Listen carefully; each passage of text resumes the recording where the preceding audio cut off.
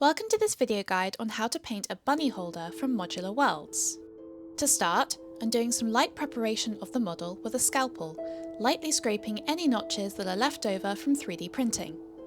I'd like to pin the model for painting, so I'm just grabbing a paperclip, unbending it, cutting it into a single pin with pliers, and then supergluing it into the hole that was already there. I'm just leaving it lent on something whilst it dries. Once dry, I'm then inserting the model into a cork to use as a holder. I'm just cutting it down to size in the meantime, so it doesn't stick out too far. Moving on to painting, I'm starting off by priming the model with black surface primer. I'm then starting to go over the majority of raised areas with German grey. Next, on areas such as the centre of the face, upwards facing areas of the eye, the leg things, and tips of the ears with London grey.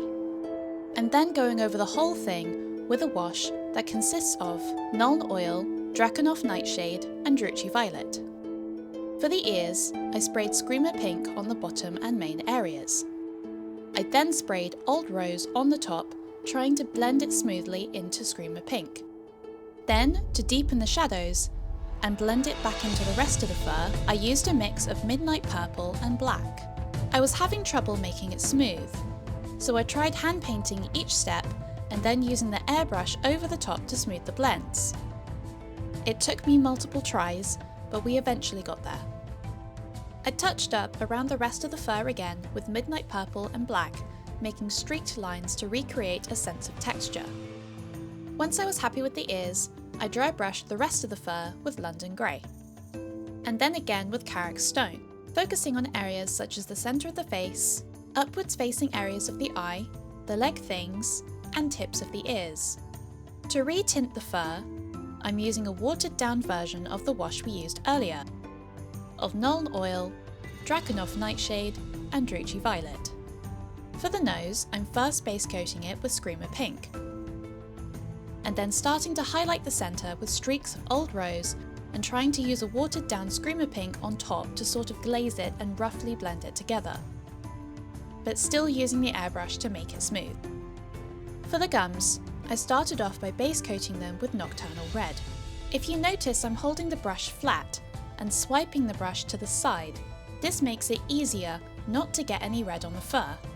To start highlighting the gums, I'm using Screamer Pink and just making lines in the centre of each bump.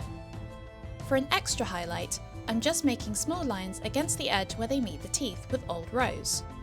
You can touch up as needed. For the teeth, I'm base coating them with Silvergrey. And once that's done, I'm going over the top with a wash of Agrax Earthshade. This completes the teeth. Moving on to the eyes, I'm base coating them first with light grey. This covers black extremely well with just 1 or 2 coats.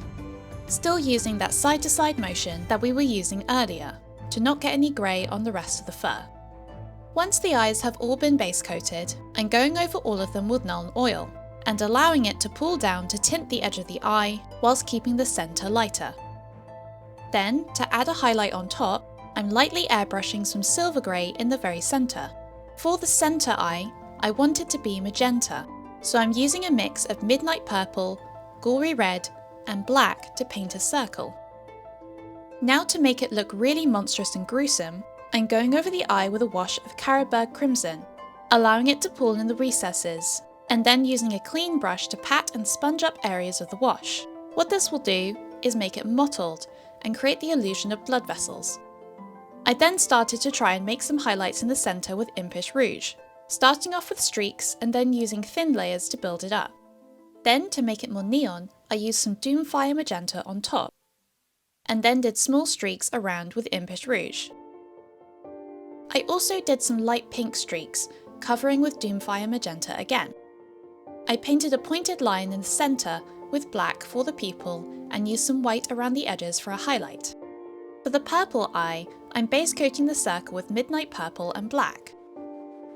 For the centre, I'm stippling Xeris Purple, and then Genestealer Purple, and then just adding some streaks of white, and adding a line of black for the pupil with some small white highlights. For the yellow eye, I used black-brown to make the circle and started stippling white on top for an undercoat.